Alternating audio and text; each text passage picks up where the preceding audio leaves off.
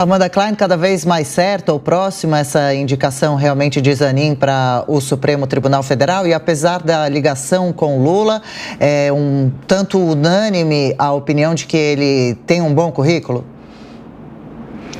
Sim, Adriana, e principalmente unânime no sentido de que ele será aprovado, o nome dele será aprovado. Eu conversei com senadores e até senadores da oposição na semana passada, e mesmo que alguns deles admitam, olha, vamos votar contra o Zanin, ninguém se arrisca a dizer que o nome dele não será aprovado.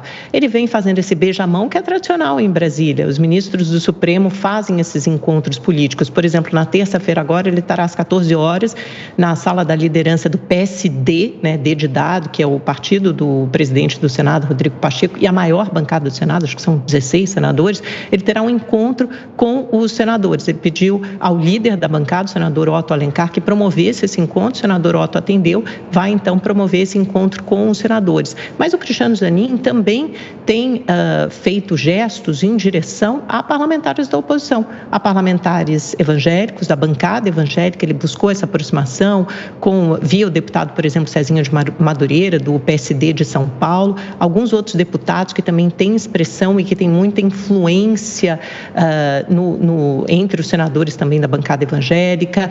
E aí o Carlos Viana, que é líder dessa bancada no Senado, por exemplo, ele tem feito gestos também até em direção a parlamentares do PL. Alguns devem até votar nele. E foi interessante porque, conversando com um desses senadores na semana passada, ele me disse o seguinte: olha, tinha muita gente aqui no Senado, por exemplo, que apesar de não ser bolsonarista ou de não ser governista, em 2022, votou a favor de André Mendonça. Alguns notórios opositores, inclusive gente do PT, votou a favor da aprovação de André Mendonça. Então, é esperar que a mesma coisa aconteça em relação a Zanin. O líder do governo no Congresso, o senador Randolfo Rodrigues, está com um placar super otimista, de 60 senadores. Talvez seja excessivamente otimista. Mas o Cristiano Zanin quer algo acima de 50, 55 senadores. Acho que na aprovação do André Mendonça foram 47 senadores, vou até checar esse número, salvo engano, é isso. Mas foi a aprovação mais estreita, a margem mais estreita recentemente. E outros ministros do Supremo, por exemplo, Alexandre de Moraes, que foi o nome indicado por Michel Temer, o Michel Temer tinha baixíssima popularidade, mesmo assim o nome de Alexandre de Moraes passou. Na Dilma Rousseff também houve muita, quando ela indicou o nome de Edson Fachin, ela demorou até se decidir, aquilo ficou esquentando, pipocando no Senado, mas também ele passou por uma longuíssima sabatina, foi aprovado. Então, não há na história recente, não há nenhum caso de ministro do Supremo que não tenha sido aprovado. Portanto, Cristiano Zanin não deve ter maior dificuldade. Em notável saber jurídico, esse é o único requisito para se tornar ou para ser indicado como ministro do Supremo Tribunal Federal, a nossa corte maior. Entretanto, Cristiano Zanin e tantos outros já indicados, o Lula inaugurou essa tradição, não tem nenhuma obrigação, não tem uma preocupação do próprio presidente da República em atender a esse requisito único. No caso específico, Lula declarou abertamente, trata-se de um amigo, uma pessoa leal para quem ele pode telefonar quando quiser. E o que mais me chama a atenção, além dessa peregrinação entre os próprios senadores, porque, afinal de contas, o indicado, ele será sabatinado, depois ele terá o seu nome votado pelo plenário do Senado. Para que essa peregrinação? Qual é o tipo de conversa de bastidor, o tete-a-tete, que é necessário para alguém indicado pelo presidente da República possa ser aprovado no Senado, se ele terá a oportunidade oficial da sabatina de responder aos questionamentos? E aí tem um encontro com representantes do Sistema S. Meu Deus do céu, qual é a importância de representantes do Sistema S na indicação de um ministro do Supremo Tribunal Federal? Inclusive, Cristiano Zanin foi acusado lá atrás de receber milhões de reais em honorários da própria FEComércio do Rio de Janeiro.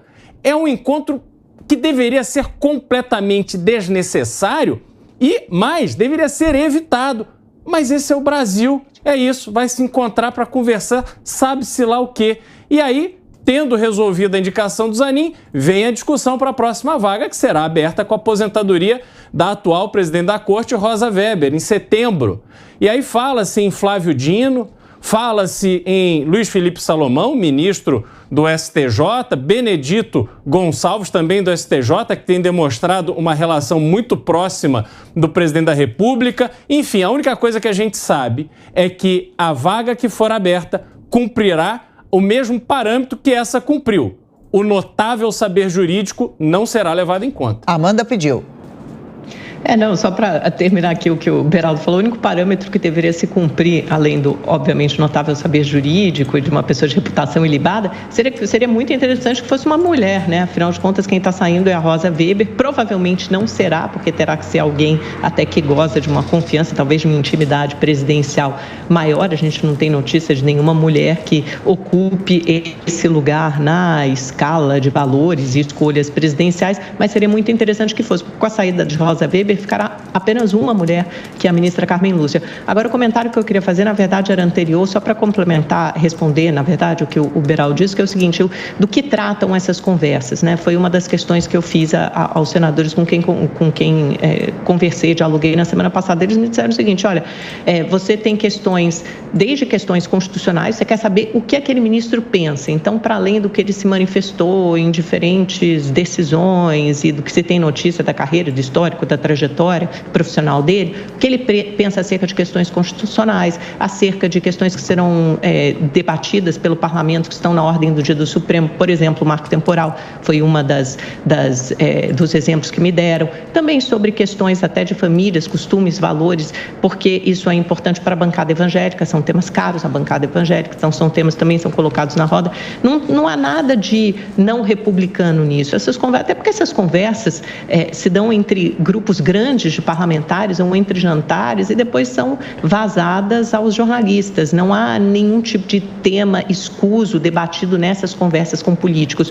São conversas normais, até porque o político, para votar e para fazer um voto que seja um voto embasado, ele tem que saber exatamente o que pensa aquela pessoa, aquele candidato ao STF acerca de vários temas. Rapidamente também, Beraldo, por favor. Só para dizer que eu admiro muito a sua boa vontade com o que os políticos te falam, mas o fato é o seguinte, quando um candidato será sabatinado pelo Senado, ou um indicado será sabatinado pelo Senado, o local adequado para se fazer perguntas ao indicado é justamente na comissão durante a sabatina. Não há razão nenhuma para se criar esta proximidade pessoal, para que no futuro o senador possa dizer, olha, ministro, veja, lembra daquele jantar, lembra daquela nossa conversa, lembra do apoio que eu consegui quando organizei aquele jantar? Isso não é republicano, não faz parte, por mais que seja público, é completamente imoral nesse aspecto, não deveria acontecer, mas foi normalizado.